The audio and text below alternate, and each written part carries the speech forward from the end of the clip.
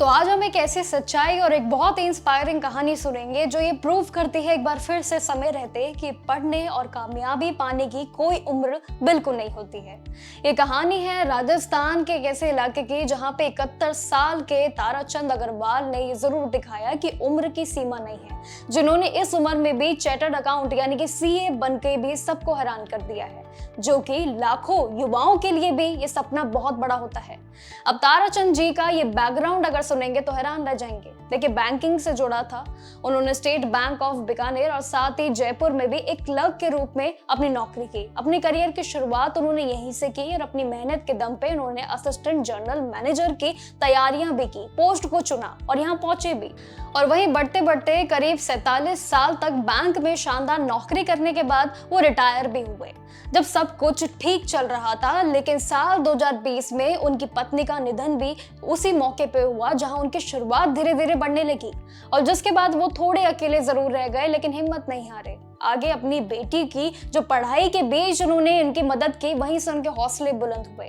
कहानी में ट्विस्ट ये जब भी आया जब सीए की तैयारी कर रही थी उनकी बेटी। पढ़ाई के दौरान जब उनके डाउट्स वो जब उन्हें पढ़ा रहे थे तो ताराचंद ने यहीं से बैंक के साथ साथ ये करीब पूरे एक्सपीरियंस को लेना शुरू किया और उसी की मदद से उसके डाउट्स क्लियर करते करते अपने डाउट्स भी क्लियर किए।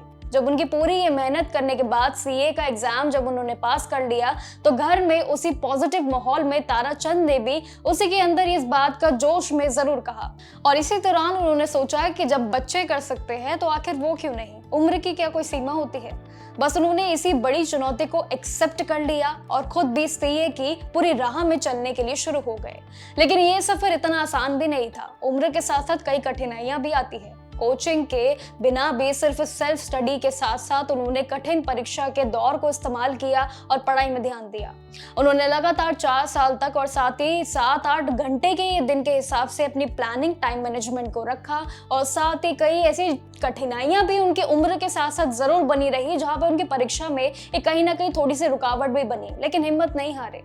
उनकी इस पूरी दीवानगी का नतीजा यही रहा कि उन्होंने सीए फाइनल के रिजल्ट के लिए यानी कि ग्रुप में पहले ही अटेम्प्ट में निकाल लिया और ये दूसरा ग्रुप भी अब अपने दूसरे अटेम्प्ट में क्लियर करके भी वो सीए की डिग्री हासिल कर ली है, यानी कि दोनों ही चरण को पार किया है। ताराचंद जी का ये कहना भी जरूर है कि उन्होंने ये पढ़ाई कोई नए करियर बनाने के लिए नहीं की है, बल्कि ये हौसलों के लिए की है। ये सिर्फ एक सिखाने के लिए की है सीख को, और साथ ही किताबों से मिले ज्ञान को पूरी तरीके से उन्होंने एक गलत साबित भी या कहे कि एक ऐसे मोड पे उन्होंने साबित किया है कि सेल्फ स्टडी भी एक बहुत बड़ा सहारा आज के टाइम में जरूर है। और आज उनकी ये कहानी पूरे देश के युवाओं के लिए भी एक बहुत बड़ी सीख जरूर है, जहाँ पे सेल्फ स्टडी जहाँ लोग अपनाना शुरू नहीं कर रहे हैं, बड़ी बड़ी कोचिंग्स लाखों का पैसा लगा रहे हैं, वहीं यहाँ पे इतने सालों के एक्सपीरियंस के साथ साथ उनकी जो शुरुआत रही सीए बनने की, उसमें एक सेल्फ स्टडी का सबसे बड़ा रोल भी उन्होंने इस पूरी कहानी में जरूर बताया।